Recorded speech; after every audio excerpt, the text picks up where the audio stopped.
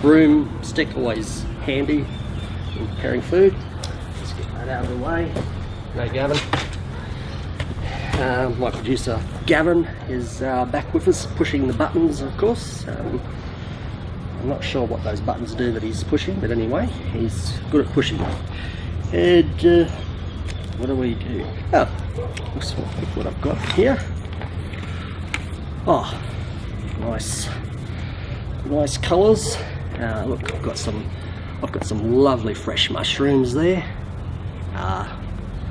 Nice healthy eggplant. Good to see nobody's throwing this one at me. We've got some yellow capsicum, green capsicum, red capsicum. Love having the three capsicums together. Got some lovely fresh sweet corn on the cob. Looks like some Australian Havana chilies. Looks like some green Australian chilies. A lot of colours in that food. Anyway, I'm not sure exactly what it's doing here at the moment.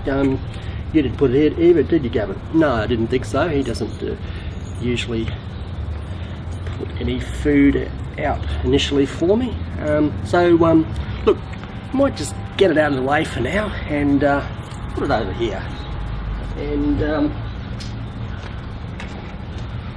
we might return to that. We might return to that later. We get through some of the necessities of the show. So what am I doing, Gavin? I'm reading viewers' emails. That's what Gavin's informed me on the way here. And Gavin, this is them here. You have printed them out. Very good. And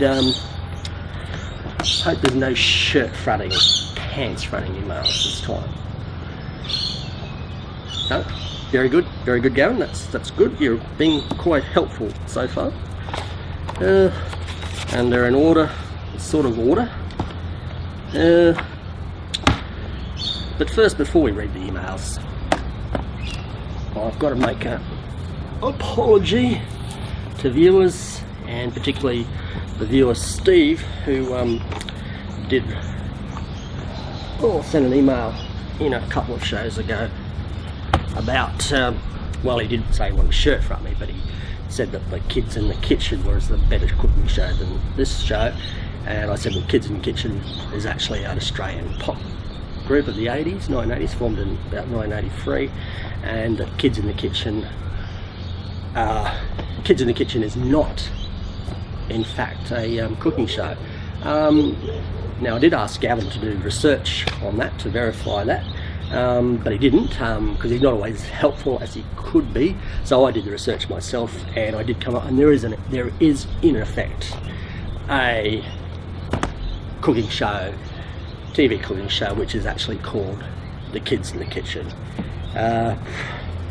It's produced by Believe Productions, and it is an interactive bonding experience cooking show.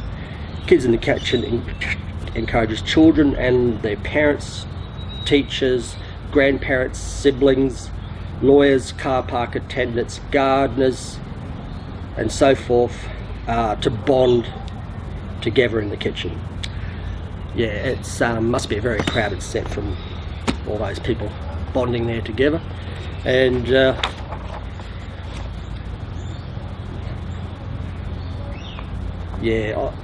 anyway, so look, my apology. That's what you'll see on this show, and I'm not afraid to admit when I'm wrong. Okay, so without further ado, let's get into these emails. Well, it's Steve. I'm not sure if it's the same Steve. Anyway, Steve writes, you said that Kids in the Kitchen is not a cooking show, but I have a DVD of the show. You can come around and watch the show. It's much better than your cooking show. And if you come around, I am still going to shirt front you. Gavin, I said no shirt fronting email. Oh, because he only says it at the end. Well, what if he'd said it at the beginning? Anyway, they're not all. Okay, this is the only one that does mention shirt fronting. So I've got that straight. all the emails in here don't mention shirt fronting except for the first one. Okay, thanks Gavin. That's helpful, but not as helpful as I think you can be. Now,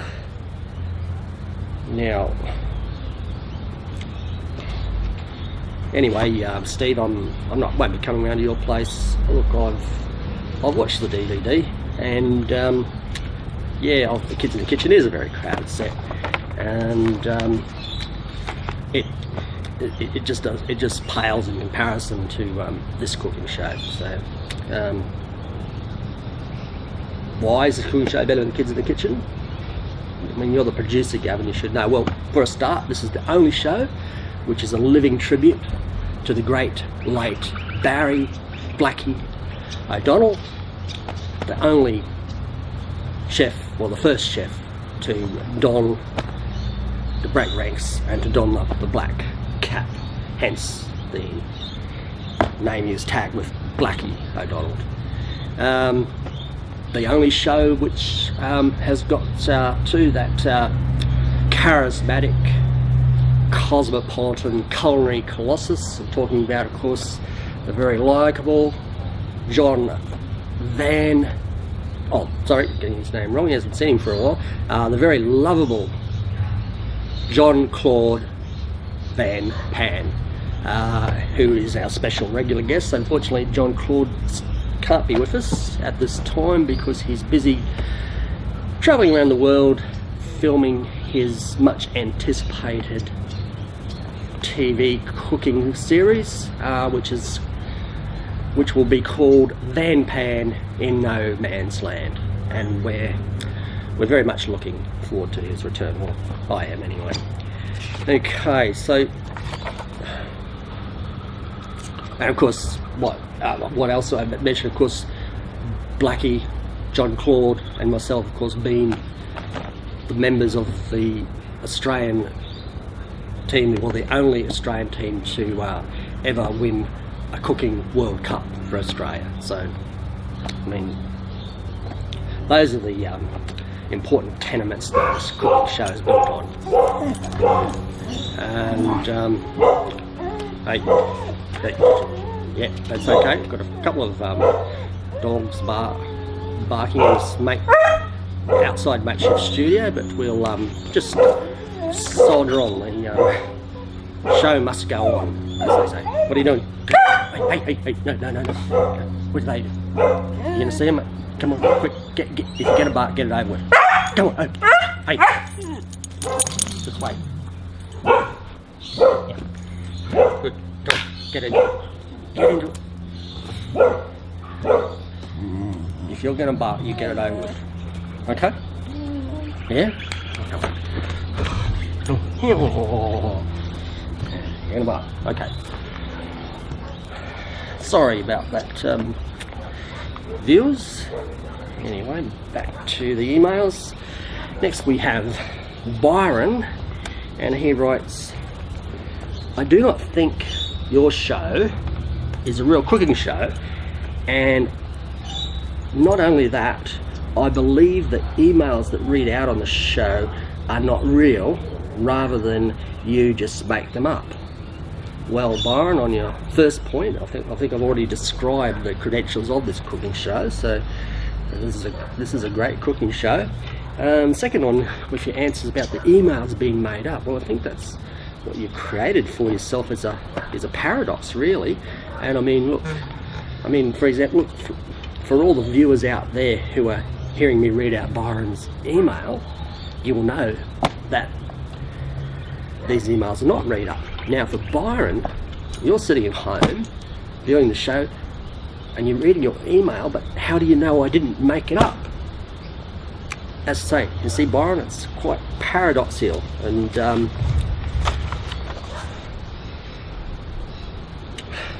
yeah, I just it's just an area I don't want to go down. Paradoxes, you know, and sometimes paradoxes just stay where they are. Sometimes you can find yourselves in some sort of parallel universe, you know, where just everything's a bit different kind of thing, and I don't want to go there.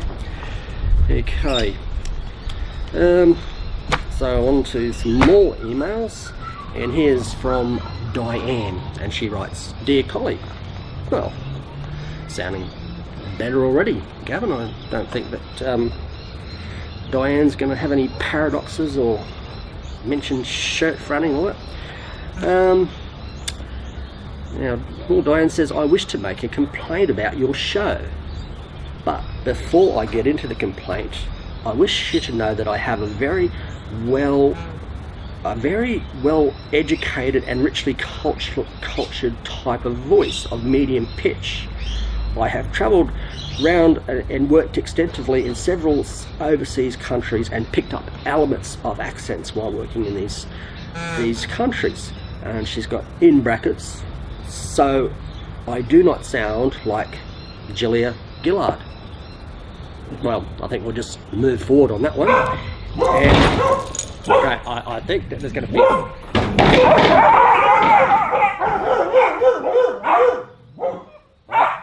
Hi, how do you? How do you, Kirsty? Come on. Okay, sorry about that, viewers. Just bear with us. And I guess up to you. We'll go. Yeah. So Diane's saying, and I wish you to use a woman to read out my email whose voice is representative of the qualities I have outlined above. I do not wish to be represented by a woman speaking in a whingy, whiny fashion, sometimes with a high pitch, other times with a twangy voice, as I have been represented like this on other television shows when I have also written in and complained. Well, anyway, Gavin, we have the you should be able to have people send in videos as well as emails soon on the show, shouldn't we? Very, very soon? Soonish? No, not. Eventually. Anyway, we'll eventually, Diane on the show will have a capability to send in, film a video of yourself and send it in, speaking yourself. I don't know if I can help you out at the moment. I mean, I like sort of your style, sort of asking, can I be represented by somebody who's got a really great voice, because I've got a great voice, she's saying. And I don't know. Geez, I think we'll see if we can get Emma Thompson or Kate Blanchett on the phone now, Gavin. I mean, you can get them on the phone, put them on the speaker there, run a speaker out here, feed an email, and they can read out, one of them, whoever's available, can read out Diane's email. That'd work. Anyway, or maybe actually we'll get ring Meryl Streep, see if she's available, and Meryl might be able to even put on one of her accents when she's reading out the email. But Diane, it's not going to happen, and I've already read out the email anyway. Okay. What's you saying? What's Diane's complaint? I didn't read out Diane's complaint. Oh yeah, well I did. Well, look, it's a very minor matter. She says at the bottom, she says, "You do not seem to show people how to cook." Well, that's a very minor thing for a celebrity cooking show. I mean, well, look, I know we've got legions of loyal fans out there, but if you're watching any cooking show really to learn how to cook the dishes, I think you're pretty well deceiving yourself. You could just go to the library, go to the bookshop, go online, just download heaps of recipes and that, and just have a go at them. I mean, what you're watching a celebrity cooking show for is because you want to be entertained. That's the primary reason of watching the show. Now, I mean, and again, the job of the presenter of a celebrity cooking show is not just to show you, how to steam vegetables, how to do certain dishes. The job is of the presenter to be entertaining, but not just not entertaining, be inspiring, be informing, educational, to demonstrate empathy for viewers, things like that. Anyway, look, on another show we can probably nuance out some of these things on you know, the expectations of viewers about cooking shows and what cooking show presenters are actually presenting. Yeah, because I am a nuanced man. I'm not like a I'm not a slogan man. I'm a nuance man. I'm a nuancing man. Anyway, and speaking of education, to Gavin has informed me that there's a number of emails, which we won't go through here, but there's a number of emails of writing in and saying that they still cannot understand how that celebrity cooking show, you know, the one Meal or No Meal, you know, that one with the hold up the knife and fork, and yeah, I just like saying that, Meal or No Meal. That the viewers of that, many viewers of that show don't actually understand how it actually works, and they said in the email that some of them actually emailed the very very this bubbly and charming host of that show, talking about, of course, Larry O'Beef, and Larry in his email reply basically told him to ping off. So just letting viewers know that I've actually put a tutorial up on our website just showing how how that show actually works, that Meal or No Meal show. And okay, what's going to happen? I've lost my place of the emails.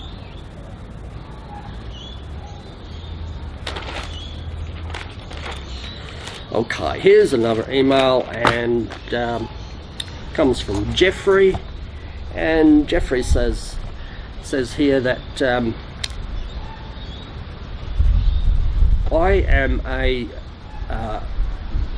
a very well educated and experienced international law barrister, and I have a high level of oratory skills, and I wish to complain about your show, but I do not wish you to read out my complaint in a voice which is substandard to the oration skills which I have. So he's in the same vein as Diane. Basically, he's saying, you know, I've got this rich, you know, imagine barrister, you know, it'd be very, very cultivated speaking skills or oratory skills, you know. Well, Jeffrey, well, I don't know, look, the late Richard Burton has passed away, the great late Leonard Teal has passed away. I'm not sure who can we ring, I don't know, Anthony Hopkins, somebody like that, and see if, well, I know, if you're an international law barrister, we could get the old mate of mine, Jeffrey Robinson QC. Here we go. You know, it's hypothetically I can complain about the show, you know, something like that. We'll get, what's that, Gavin? Read right to the bottom, from the bottom. Okay. Oh, it is from Jeffrey Robinson QC. And this is him. It's him too. It's his auto signature. His auto signature, of course, is the two hands class like that in the iconic hypothetical pose. You know, of course, done better. Of course, you know, if you can lean back and go. Oh, this bench will clean break, but lean back against a bench and, you know, do the pose there. So yeah, well, anyway, and what's he complaining about? Oh, that's right, he's complaining that I keep calling his client Julian Lasange, I keep calling him Julian Lasagna, and he goes and says, you know, that this is just typical of your silly and spiteful satirical work that you do. And he says, please do not call my client Julian Lasange, Julian Lasagna. Well, No, I won't. Anyway, it's best to keep in with Jeffrey, because we might need him, you know, with some of the trouble we're probably likely to get into on this show. And yeah, I'm a bit taken aback though that he would write in. I was talking to Kathy Letty's wife, just last year. I ran to congratulate her on the new book, of course. Of course, I hadn't read it, and I still haven't, but maybe I can sneak a read before I sort of see her and Jeffrey again. Probably likely I'll never see them again.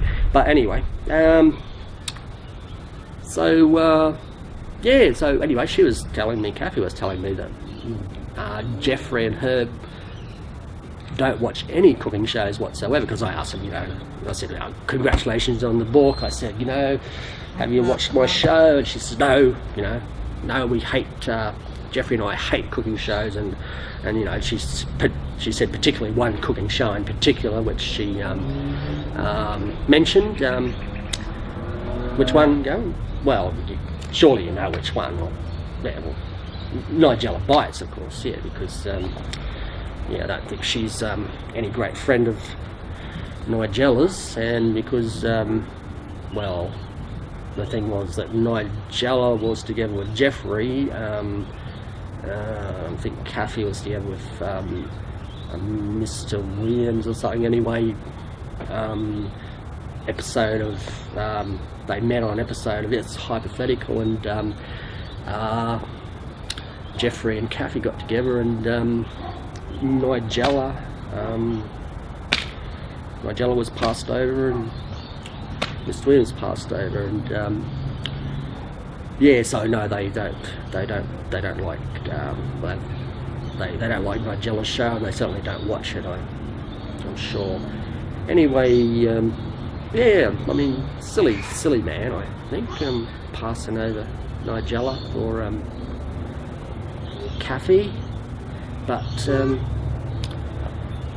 anyway, hearts roam, random love, bandom love, all that. So,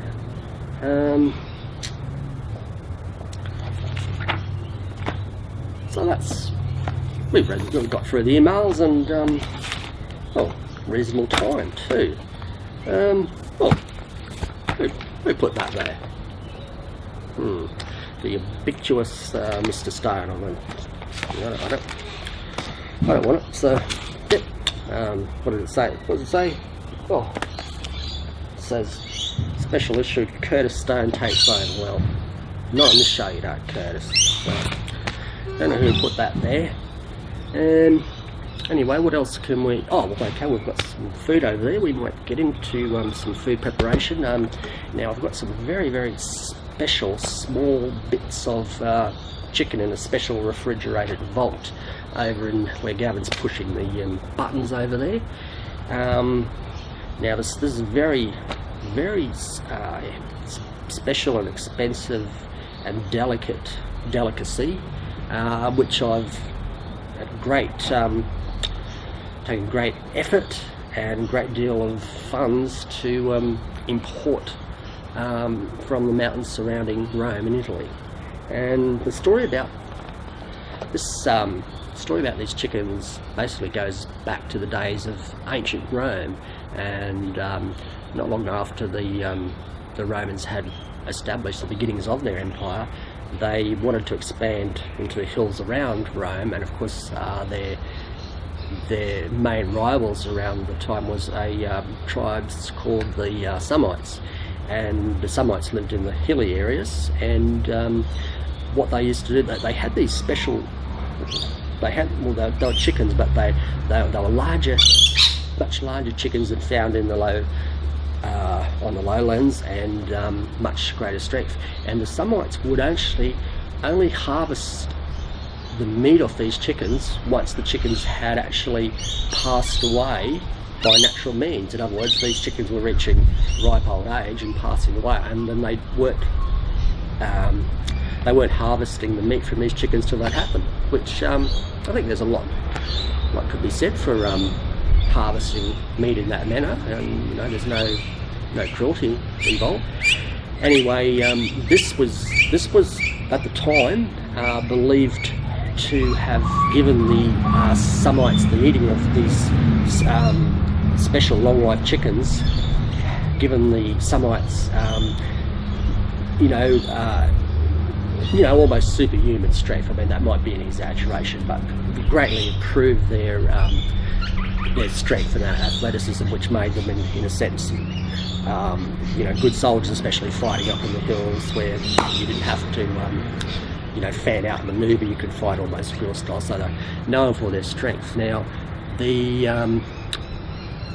this was found out by the Romans about how they ate these special chickens after the chickens had passed away and they died, and of course, and there was a Roman commander, Marius Aurelius, and he led a special small group of soldiers up in the hills and actually captured some of the chickens, and then brought the chickens back, and the Romans actually started harvesting the chickens harvesting and eating in the same manner as what the Semites had done, and this apparently led to their soldiers getting increased strength and athleticism, and led to, at the time, victories over the Semites. Anyway, and of course the Romans, of course, would often rename their leaders after a battle. They might name them after the town or the battle or something like that, but in this case, Marius Aurelius, because he'd brought these chickens back, which were the large chickens, he'd brought them back to Rome after capturing them. He was given the name Biggus Chickus, and so that name stuck with him after he'd accomplished the capture of the chickens. Look, I don't find that name very funny. Look, Gavin, I know when I tell that story, and I say the name Biggus Chickus, there are people like you who always have a bit of a giggle. I don't see anything funny about it at all. And look, in fact, I used to have a friend who lived in Rome whose name, never mind it, just a waste of time on you. Anyway, what we'll do, I'll just grab out of that cold vault, Gavin, I'll just grab those small pieces of chicken.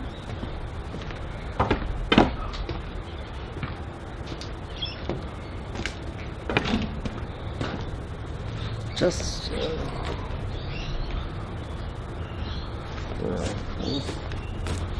seeing where there's nobody actually operating the camera down, but I guess it's on auto.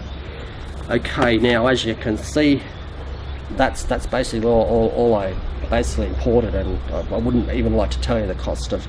It had to be special. Transported in a special humidified and temperature controlled case, so very expensive. Now what I do, as I've told my viewers before, I always like to, and a lot of people, they talk about marinating things. There's nothing like marinating in the fresh open air, the sunlight, the fresh air, with the trees, and you'll find that the food will actually take in. The food will actually take in all the. I'll just get a little bit out. No. The food will actually take. The food will actually take in all the fresh air, and then when we go to prepare it. It will have enriched flavours, and those flavours will be brought out as we cook and prepare the food. So let's grab these veggies that somebody left in the show, and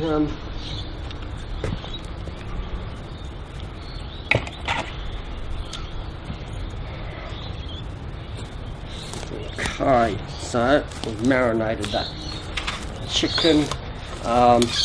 What I'll do, go away dog, let dog go away. What I'll do is I'll actually just put that on the ground just there, and when I find these things are close to the ground, it takes in all the flavours of the earth kind of thing. I always like to marinate food in that way, close to the ground. And this is going to be a delight, this chicken. I'm so looking forward to preparing it and eating it.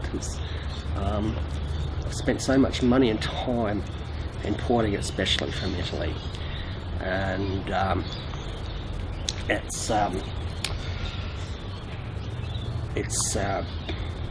it's just going to be, can't describe it.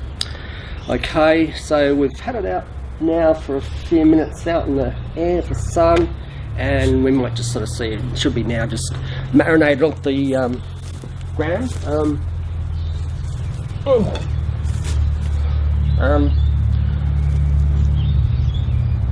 I told the dog not to take it. Okay. I think we've just about run out of time, so tune in same time, same channel next week for Bluey. Okay, that completes the show.